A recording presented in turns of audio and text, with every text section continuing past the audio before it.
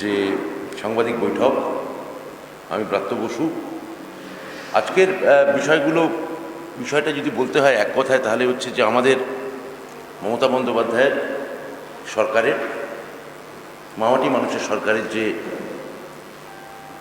ইতিবাচক উন্নয়নমূলক রাজনীতি এবং সেই সঙ্গে আমাদের বিরোধী দলের যে এই উন্নয়ন এবং ইতিবাচকতাকে ধ্বংস করার জন্য যে কোনো পন্থা নেওয়া, এমনকি নেতিবাচকতা, একটা বিশৃঙ্খলা প্ররোচনা দেওয়া, অর্থাৎ সদর্থক বনাম নমর্থক, পজিটিভ বনাম নেগেটিভ, এই রাজনীতিতে মধ্যে দিয়ে যে পশ্চিমবঙ্গ যাচ্ছে নির্বাচনের প্রাক্কালে আগামী, সেটাকে একটু আপনাদের সামনে খোলসা করে বলা। আপনারা জানেন যে এই মুহূর্তে আমাদের সারা ভারতবর্ষে সবথেকে গুরুত্বপূর্ণ প্রকল্প গত 10 তারিখ শেষ হয়েছে, প্রথম ফেজ। তার নাম দুয়ারে সরকার। আবার আজ থেকে এই 10 দিনের কাজের খতিয়ান নিয়ে ঝাড়াই বাছাই করে আবার আজ থেকে এই দ্বিতীয় ফেজ শুরু হচ্ছে। ডিসেম্বর 11 পর্যন্ত 2020, আজকে 15 তারিখ, মোট ক্যাম্প খোলা হয়েছিল 652টা এই দুয়ারে সরকারের জন্য, এবং তাতে লোক নথিবদ্ধ হয়েছেন, নথিভুক্ত করেছেন মোট 65 লক্ষ মানুষ। স্বাস্থ্যসাথীর জন্যে যে মধ্যবিত্ত সেক্টরটাকে আমরা দিনের পর দিন দেখছি, বিজেপি কেন্দ্রীয় সরকার এই বিরাট সংখ্যক মধ্যবিত্ত তাদের ভাবনার ডোমেনে কোথাও নেই। আর আমাদের সরকার ঠিক তার উল্টো কাজ করে যে স্বাস্থ্যসাথী কার্ড মমতা বন্দ্যোপাধ্যায় প্রণয়ন করলেন, নিয়ে এলেন, এই 65 লক্ষ মানুষের মধ্যে দেখা যাচ্ছে ক্লাসের দিক থেকে মধ্যবিত্ত এবং নিম্নবিত্ত মানুষের মধ্যে বিপুল সংখ্যক চাহিদা। যদি শুধু 10 দিনে এটা 65 লক্ষ হয়, তাহলে আগামী কদিনে কোন দিকে যাচ্ছে? আরও 3টে ফেজ আছে। এই ফেজ শেষ হবে 1 ডিসেম্বর শুরু হয়েছে, 28 জানুয়ারি, মানে ধরে নেওয়া যায় 28 জানুয়ারির পর আবার 2-3 দিন খতিয়ান হবে, হতে 30-31 জানুয়ারি হবে। অর্থাৎ 2 মাসের এটা একটা প্রকল্প। এই 2 মাসের প্রকল্পে, প্রথম প্রকল্পে যদি 65 লক্ষ হয়, তাহলে আপনারা হিসেব করে দেখুন এই 4টি ফেজে, 4টি পর্যায়ে মোট কত সংখ্যক মানুষ এখানে নাম লেখাবেন এবং উপকৃত হবেন। এবং যদি একই সঙ্গে এই স্বাস্থ্যসাথীর সঙ্গে আমি একটা টেবিল এনেছি, সেখানে আমি চোখে দেখি, আমি আপনাদের দেখাতে চাই যে কেন্দ্রীয় সরকারের যে আয়ুষ্মান ভারত, যেটা 2018 সালে লাগু হয়েছে, আমরা এর কাজ শুরু করেছি 2016 সালে। এর তুলনামূলক হিসেবে আমি আপনাদের সামনে তুলে ধরতে চাই। এই আর্থিক সাহায্য 100% টাকা কেন্দ্রীয় সরকার দিচ্ছে। আয়ুষ্মান ভারতে 60% টাকা কেন্দ্রীয় সরকার দেয়, 40% টাকা ম্যাচিং গ্র্যান্ট ওই যে রাজ্যে আয়ুষ্মান ভারত আছে সেই রাজ্য সরকার দেয়। এই স্বাস্থ্যসাথীর প্রকল্পে সুবিধাভোগের আওতায় রাজ্যের 100% মানুষ পড়েন, 100%। আপনি চাইলেও স্বাস্থ্যসাথী করাতে পারেন, আবার কোনো, ধরা যাক কেউ একজন আছেন হয়তো গরিব ভ্যান চালক, তিনিও পারেন, বা ট্রলার চালক, বা ছোট কৃষক, ছোট মিল মজুর, তিনিও চাইতে পারেন। আর কেন্দ্রীয় সরকারের কেবলমাত্র 40% মানুষ এই বিমার আওতায় এসছেন। আমাদের এই প্রকল্প বাবদ আমাদের রাজ্য সরকারের 2000 কোটি টাকা খরচা হচ্ছে প্রতি বছর। আমাদের শুধু এই বছর খরচা আছে 925 কোটি টাকা। আর 2019-20 অর্থবর্ষে কেন্দ্রীয় সরকারের আয়ুষ্মান প্রকল্পে যে বরাদ্দ যে ব্যয়, তার মাত্র অর্ধেক বহন করবে কেন্দ্রীয় সরকার। এইখানে নারী পুরুষ নির্বিশেষে, লিঙ্গ নির্বিশেষে, ধর্ম নির্বিশেষে, বর্ণ নির্বিশেষে রাজ্য সরকারের সুবিধা দিচ্ছে, এবং পরিবারের বয়োজ্যেষ্ঠ নারী যদি কেউ থাকেন বয়োজ্যেষ্ঠ নারী, বয়স্ক মানুষ, বর্ষীয়সী মানুষ, তিনি বিশেষ সুবিধা পাবেন, তিনি আগে পাবেন এই কার্ড। কেন্দ্রীয় সরকারের এরকম কোনো সুবিধা নেই। ফলে আপনারা একই সঙ্গে দেখতে পাচ্ছেন যে গোটা ভারতবর্ষে, যেখানে দিল্লিতে, হরিয়ানায়, পাঞ্জাবে, মধ্যপ্রদেশে, মধ্য ভারতে কৃষক আন্দোলন দিনে দিনে মোদী সরকারের গলার ফাঁস হয়ে উঠছে। সেখানে পশ্চিমবঙ্গে কোনো কৃষক আন্দোলন নেই। কেন নেই? তার কারণ এই যে কালা কৃষি বিল,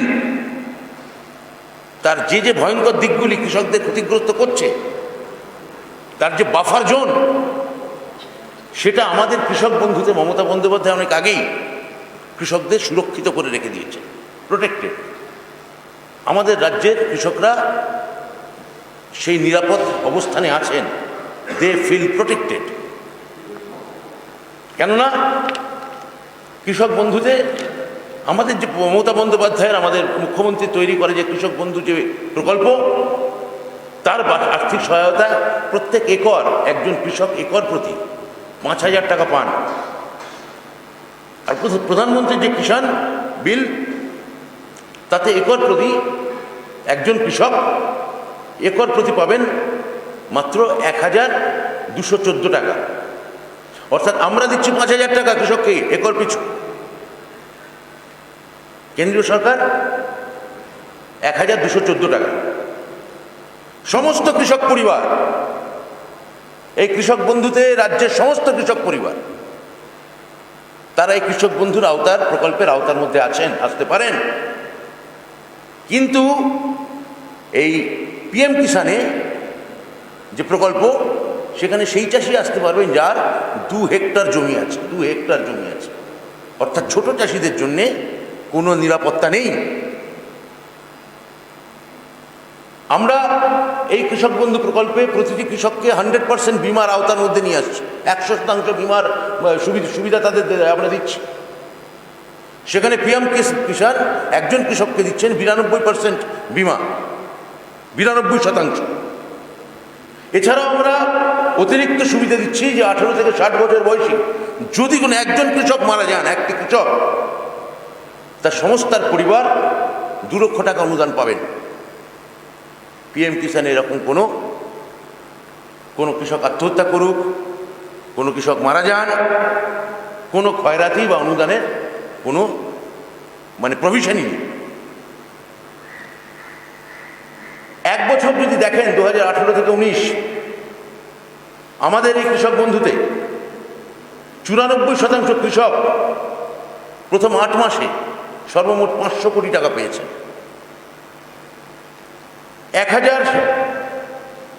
1000টি মৃত্যুকালীন নানা রকম দুর্ঘটনা, চাষ করতে গিয়ে এমনি মারা গেছে, তাদের ক্ষতিপূরণের আবেদনে মান্যতা দেওয়া হয়েছে। আর কেন্দ্রীয় সরকারে 48% টাকা পাননি।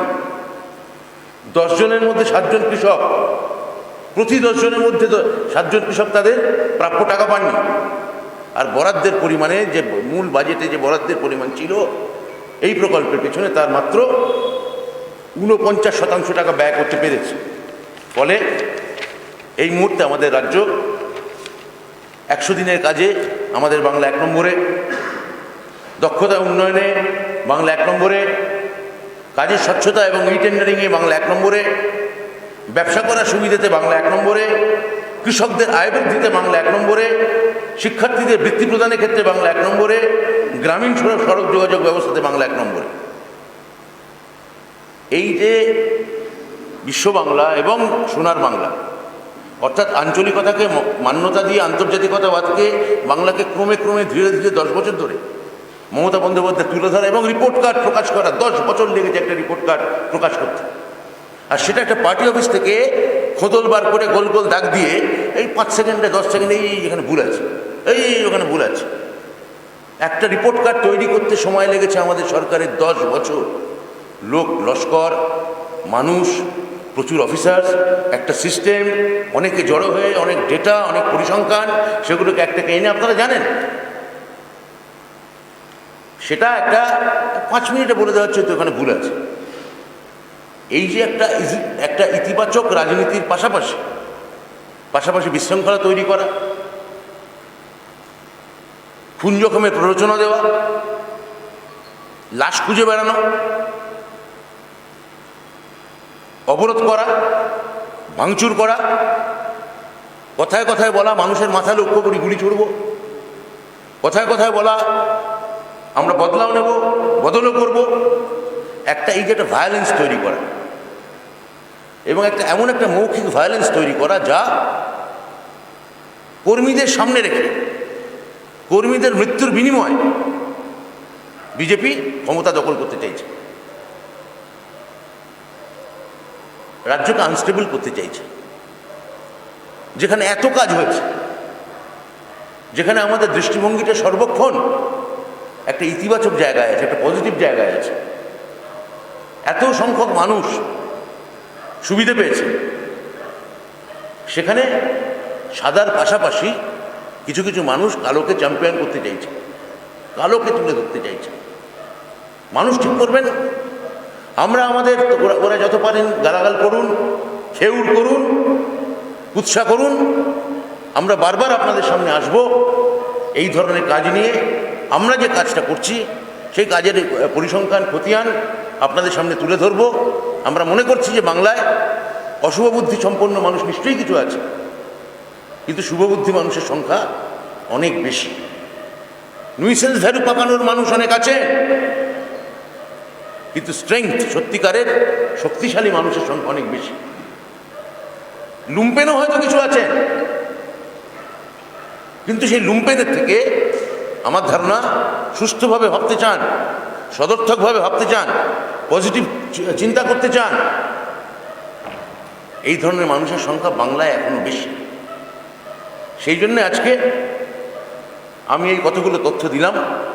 এরপর আপনাদের যদি কোনো প্রশ্ন থাকে আপনারা আমায় করতে পারেন। আমি প্রাথমিকভাবে এই তথ্যটা, যদি একজন করে প্রশ্ন করেন আমার পক্ষে।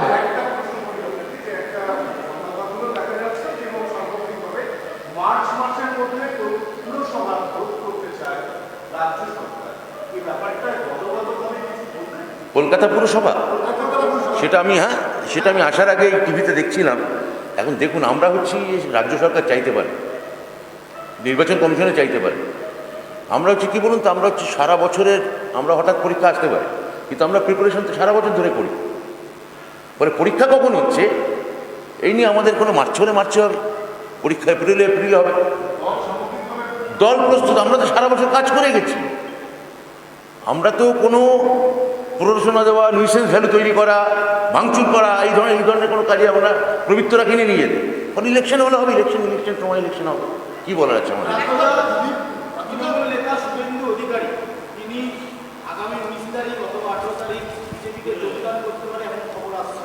কে খবর দিচ্ছে?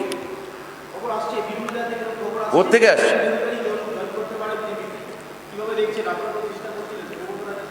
আর যতক্ষণ না জয়েন করছেন এই নিয়ে কতটা, আমি আবার তো বলছি, কোনো সম্ভাবনামূলক প্রশ্নের উত্তর দিতে আমি রাজি নেই। আমি আগেও বলেছি, যখন একটা হবে তখন আমি উত্তর দেবো।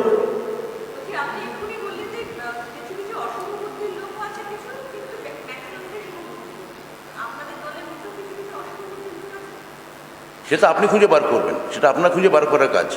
আপনি থাকতে দেখান।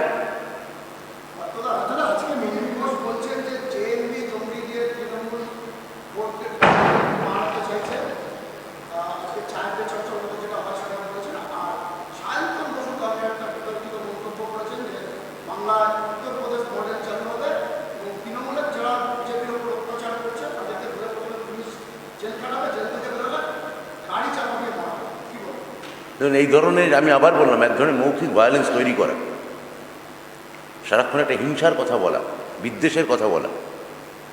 এখন বিজেপি এই ধরনের বিদ্বেষ বা হিংসায় বিশ্বাস করে। আমি আগের দিন আপনাদের এখানে বলেছিলাম যে এই লাভ জিহাদ, লাভের সঙ্গে জিহাদ পাশাপাশি বসতে পারে না। তাই ওরা ভায়োলেন্স তৈরি করতে চায়, ওদের পুরো রাজনীতিতে দাঁড়িয়ে আছে বিদ্বেষের ওপর, বিভাজনের ওপর, ঘৃণার ওপর। তা ওরা ঘৃণার কথা বলবেন, আমরা ভালোবাসার কথাই বলব, আমরা মৈত্রীর কথাই বলব, আমরা উন্নয়নের কথাই বলব। এমনকি যে বিজেপি কর্মীরা গুরুত্ব পাচ্ছেন না বিজেপিতে, আমরা তার দিকে ভালোবাসার হাতই বাড়াবো।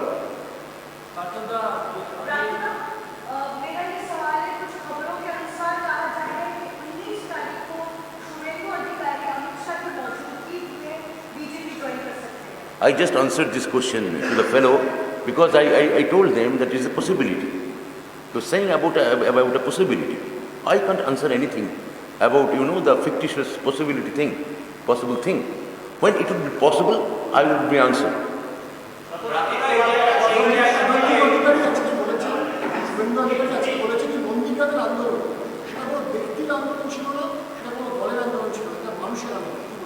পৃথিবীর যে কোনো আন্দোলনই তো মানুষের আন্দোলন, এ আর নতুন কথা কি বলেছেন?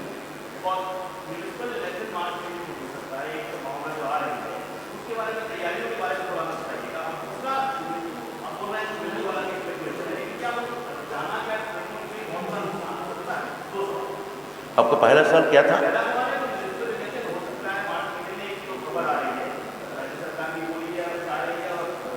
Calcutta Municipal Corporation, if state government wish to done it in the March, so I told that we are ready to do it because we did our preparation for the for whole the year, not for the any temporary time.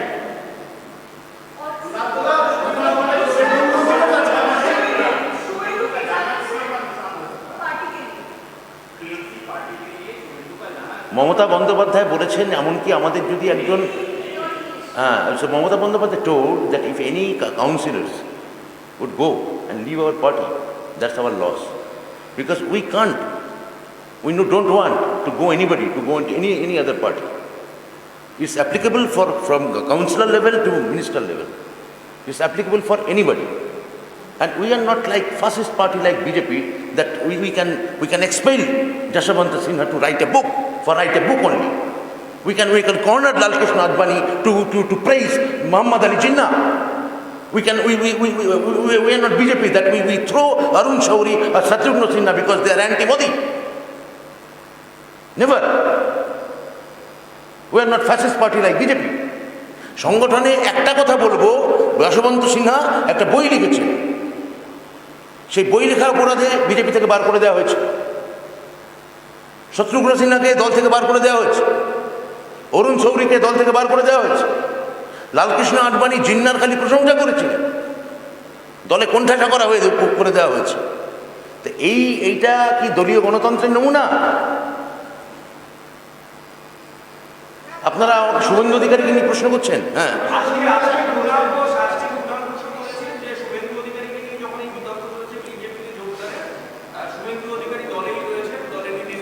Kunal তো ঠিকই বলেছেন, উনি তো সত্যি তো দলেই এখনো আছেন, উনি এখনো দলের বিধায়ক, কোর কমিটিতে আছেন, বিরাটভাবে দলে আছেন, উনি দলেরই নেতা। উনি হ্যাঁ, আমি আবার তো বলছি যে আমরা চাই, মমতা বন্দ্যোপাধ্যায় চান, একজন কর্মী চলে গেলেও আমাদের দলের লস।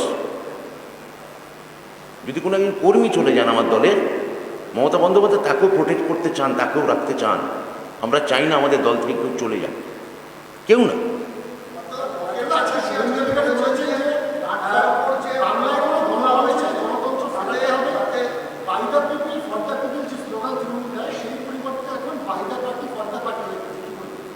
বাই দ্য পার্টি, দেখুন এটা যেটা অদ্ভুত কথা যে by the party for the party, পার্টির জায়গায় জনগণ। গত 10 বছরে আপনাদের চর্চার সবথেকে বড় বিষয় ছিল যে এই সরকার মানুষের ক্ষমতায়নকে প্রাধান্য দিয়েছে এবং সেই জন্য রাজনৈতিক দলরা পেছনে গেছে, ব্যুরোক্রেসি সামনে এসছে। অর্থাৎ বাম জমানা ঠিক উল্টো। অর্থাৎ 10 বছর আমরা দেখতে পাচ্ছি যে ব্যুরোক্রেসির সহায়তা সামনে এসছে এবং সেটা ডাইরেক্ট মানুষের কাজে এসছে। আমাদের পার্টি সব থেকে বেশি of the people, for the people, by the people.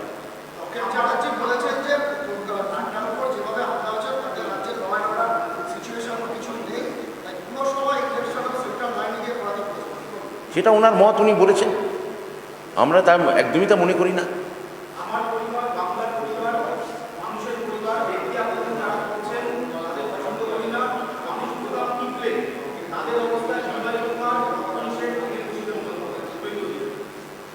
হ্যাঁ বলেছেন, ব্যক্তিগত আক্রমণ করা তো ভালো নয়। এই যে ক্রমাগত অভিষেক বন্দ্যোপাধ্যায়কে ব্যক্তিগত আক্রমণ করা হলো, যেটা নিয়ে অভিষেক বন্দ্যোপাধ্যায় কথা বললেন, মমতা বন্দ্যোপাধ্যায়কে কন্টিনিউয়াস ব্যক্তিগত আক্রমণ করা হয়, তাহলে তাদের অবস্থাও নিশ্চয়ই তাদের মতোই হবে যারা করেন।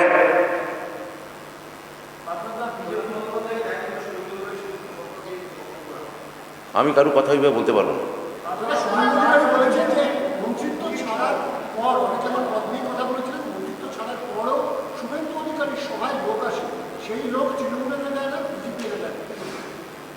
আমি দেখুন, সব কথার ওরকম আপনারা যদি বাক্য ধরে ধরে প্রশ্ন করেন, আমরা এখানে একটা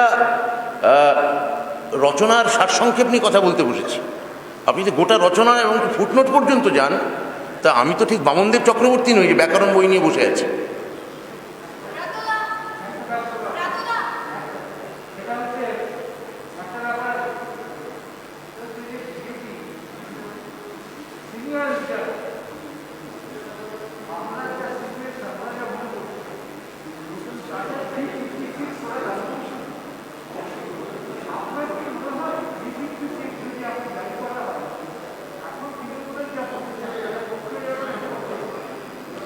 আমি তো বলছি যে দেখুন 356 তো ওরা অনেকেই বলেছে, আবার ওদের নেতারাই বলছে, অনেক নেতা এটাও বলেছেন যে 356 চালু করা উচিত না, জারি করা উচিত না।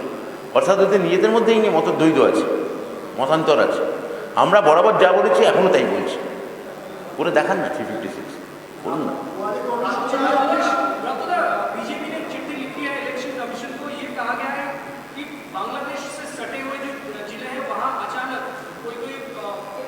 विधानसभा क्षेत्र में वोटर्स बढ़ने लगा है और उनका संदेह ये है कि बांग्लादेश वोटर्स को अवैध तरीके से यहाँ के वोटिंग राइट्स दे दी गई है और ड्राफ्ट वोटर लिस्ट को लेकर So this was their old issue.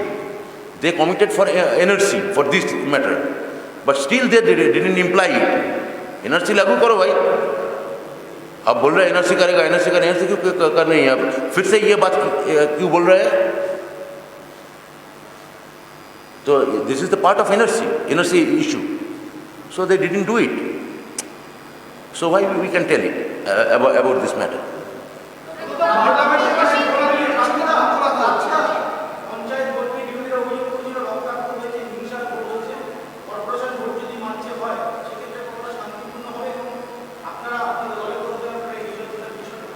এখানে পঞ্চায়েত ভোট নিয়ে কিছু গণ্ডগোল হয়েছে, ঘটনা। আর তারপর ত্রিপুরার পঞ্চায়েত ভোটের হিসেবটা কি দেখেছেন কি করেছে বিজেপি? ওখানে 98% সিটে ভোট হয়নি, 98% সিটে ত্রিপুরায় জাস্ট ভোট হয়নি। তো ত্রিপুরা ঘটনার সেখানে তো বঙ্গবাসীরাই থাকেন। আপনারা একটু দেখান ত্রিপুরায় কী হচ্ছে। তা ত্রিপুরায় ভোটের পর সেখানে যদি কাউন্সিলর ভোট বা পুরসভা ভোট শান্তিপূর্ণভাবে হতে পারে, আমাদের এখানে খুবই শান্তিপূর্ণভাবে ভোট হবে।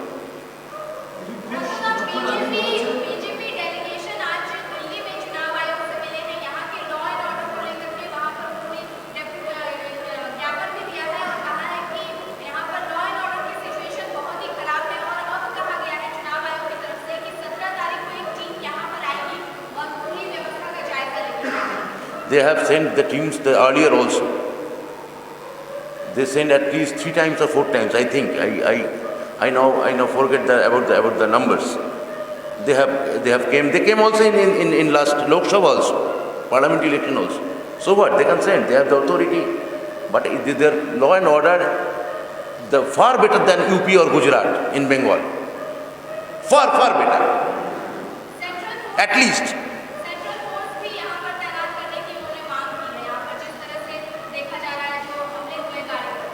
वो सेंट्रल फोर्स पठाए, वो पूरा BSF पठाए, वोट तो होना, चुनाव तो होगा ना।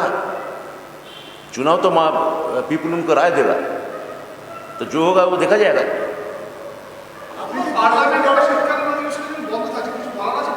सॉरी,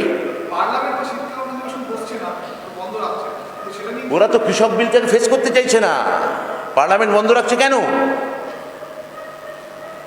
কৃষক বিল, এই যে গোটা রাস্তায় আজকে কৃষকরা মাইলের পর মাইল বসে আছে না খেতে পেয়ে, গলার ফাঁস হয়ে গেছে। স্বরাষ্ট্রমন্ত্রী ওদের সঙ্গে এখানে না বসে এখানে বনগাঁ বা বীরভূমে চলে আসে। স্বরাষ্ট্রমন্ত্রী তাকে ওনাদের সঙ্গে বসা উচিত, কৃষকদের সঙ্গে, অনশনরত কৃষকদের সঙ্গে। তিনি ওইদিকে নজরে দিচ্ছেন না। কৃষকদের ঘাম, রক্ত, অনশন, মৃত্যু নিয়ে কিচ্ছু যায় আসে না বিজেপি। ওদের পাখির চোখ 21 বাংলা দখল করো। मतलब रिक्वेस्ट ये जो सवाल शीतकालीन जो अधिवेशन है वो रद्द कर दिया गया है इस पर Because they don't want to face the farmer bills in parliament. They don't believe in democracy, the discourse. They don't believe in any kind of discourse. See, Amit Shah is coming to, he can't even sit with the farmers. He's coming here to Bonga or Birbhum or Puruli, I don't know where he will go. Because his priority is not the farmers, the movementers who are doing the movement. He coming here only to, what is the bird's eye view, 21st 21 का चुनाव।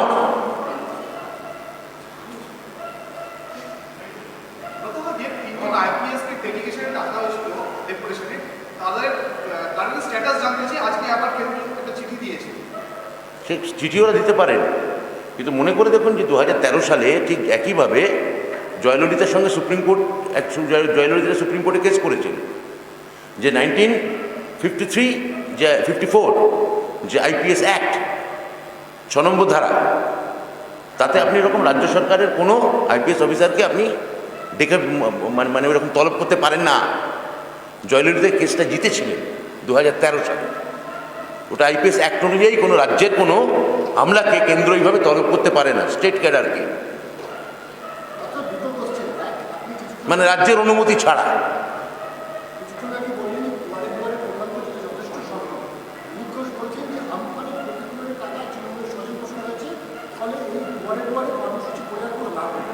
না, উনি সে সঙ্গে এটাও বলেছেন, সেটা বলছেন, উনি বলেছেন জমের দুয়ারে সরকার। তার মানে পিপলকে উনি জম বলছেন, মানুষকে উনি জম বলছেন, মানুষকে মৃত্যুর সঙ্গে তুলনা করছেন। আমরা তো মানুষের দুয়ারে সরকার বলছি, উনি মানুষটাকে তুলে দিয়ে বলছেন জমের দুয়ারে সরকার ওনারা। তাহলে ওনারা মানুষকে আসলে জম হিসেবে ভাবছেন, মানে মানুষকেও সম্মান করেন না। এই যে 65 লক্ষ লোক প্রথম ফেজে তাহলে যে নাম লেখালো, এরা তাহলে জমের দুয়ার, এদের অপমান করছেন।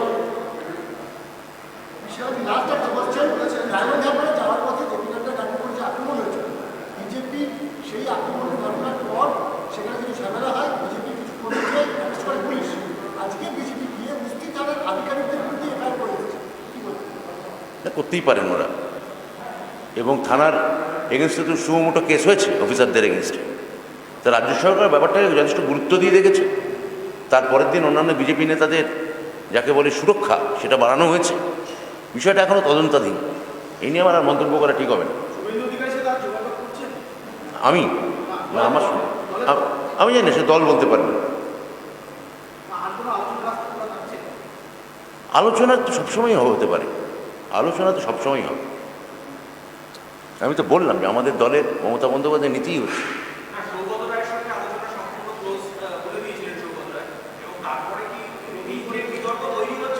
আমার মনে হয় এটা নিয়ে আপনারা সৌগত রায়কে প্রশ্ন করুন, এটা নিয়ে আমাকে প্রশ্ন করার, সৌগত রায় স্পোক্স পার্সন দলের, তাকে প্রশ্ন করা এটা ঠিক হবে আপনাদের।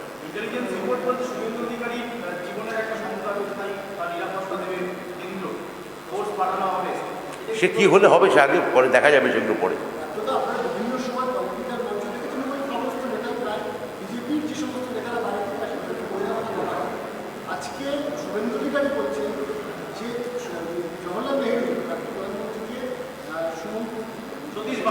সতীশ সামন্ত,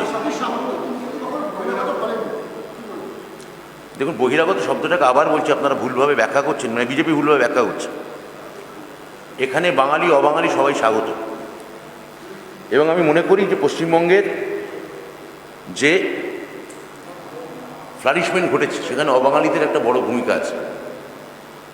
আমি কি করে গান সিং সোহন পালের মতো প্রয়াত নেতাকে ভুলে যাব, বা পশ্চিমবঙ্গের ক্ষেত্রে ধরা যাক যে বিড়লা পরিবার বা গোয়েঙ্কা পরিবার, তাদের যে অবদান, সেটা আমরা ভুলতে পারি না। কিন্তু এদের ক্ষেত্রে একটা কমন থিং হচ্ছে, ব্যাপারটাকে বুঝতে হবে যে এরা প্রত্যেকে উত্তম বাংলা বলতেন, এরা বাংলাভাষী প্রায়। একজন মানুষকে জাতিগতভাবে চেনার সবথেকে বড় সুবিধা মাধ্যম হচ্ছে তার ভাষা।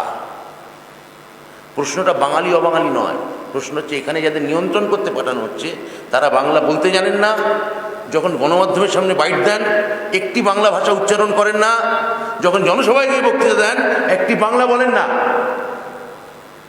আমি যদি মনে করি যে আমি কেরালায়, আমি যদি ওখানে সংঘ প্রচারক হিসেবে যাব, কেউ যাবেন এবং মালায়ালাম ভাষা বলতে জানেন না, ভূমিপত্ররা কি ভালোভাবে নেবেন তাকে? বিহার এখানে নাকি 10 জন, বাংলাকে নাকি 10টা জনে ভাগ করেছে বিজেপি, 10 জনের মাথায় 10 জন পর্যবেক্ষক বসানো হয়েছে ইলেকশনের আগে। সেখানে কোনো ভূমিপুত্র নেই। এই কিছুদিন আগে বিহার ইলেকশন হলো, সেখানেও 8 থেকে 10টা জনে ভাগ করা হয়েছিল, বিজেপি করেছিল। একজন বাঙালি পাঠাতে দেখেছেন ওখানে বিহারে? ওই 8 থেকে 10 জন পর্যবেক্ষকের মধ্যে একজন বাঙালি ছিল? বিজেপি করেন বা আরএসএস করেন? তাহলে এত বাঙালি বিদ্বেষ কেন? এত বাংলা বিদ্বেষ কেন? বাঙালিকে এত অপমান করা কেন? ভেজিটেরিয়ান নয় বলে, মাছ মাংস খায় বলে, ওরা নিরামিষাশী বলে মাছ মাংস ব্যান করবেন এসে? প্রশ্নটা কোথায়? সমস্যাটা কোথায়? মাছ খাওয়া বাঙালি পছন্দ নয়? এই যে বাঙালি অবাঙালি এইভাবে বিজেপি গুলিয়ে দিলে হবে না ব্যাপারটাকে। এখানে অবাঙালিরা যারা আছেন তারা মমতা বন্দ্যোপাধ্যায়ের রাজত্বে তারা যথেষ্ট আনন্দে আছে, শান্তিতে আছে, নিরাপত্তায় আছে। এবং আমি মনে করি তাদের যারা এখানে যারা খুব ভালো বাংলাও বলেন, আপনি যদি জ্ঞান সিং সোহনপালে বাংলা শোনেন বা কথা বলছি, বিড়লা পরিবার এখানে যারা বড় হয়েছেন বা গোয়েঙ্কা পরিবার, আপনার নাম বলছি না, বড় শিল্পপতি ধরুন, তাদের যদি বাংলা শোনেন আপনার স্তব্ধ হয়ে যাবেন, এত ভালো বাংলা বলেন তারা। তাদের ক্ষেত্রে তো কোনো সমস্যা হয় না আমাদের। আমি বলছি এমন লোককে পাঠানো হচ্ছে, এমন বর্গীদের পাঠানো হচ্ছে, এমন হানাদার বর্গীদের পাঠানো হচ্ছে যারা বাংলা ভাষাটা অব্দি বলতে চায় না, বাংলা ভাষাটা বলতে ঘৃণা করে এবং সেই জন্য বাংলা সংস্কৃতি জানে না বলে যে রবীন্দ্রনাথের জন্ম হচ্ছে বোলপুরে, বিদ্যাসাগরের মূর্তি ভাঙে। আমি এদের বলছি বহিরাগত যারা এখানে আছেন, যারা বাঙালি নন, অনেক বাঙালির থেকে বেশি বাঙালি, এমন অবাঙালি আমি দেখাতে পারবো যারা এখানে থাকেন। আমি শুভেন্দু অধিকারীর বক্তব্য, সতীশ সামন্তর সঙ্গে জওহরলাল নেহরু ঐতিহাসিক ঘটনা যেটা আপনি বলছেন, আমি একটু পরে বেরিয়ে আমি প্রভাতাংশু মাইতি বইটা দেখে নিচ্ছি।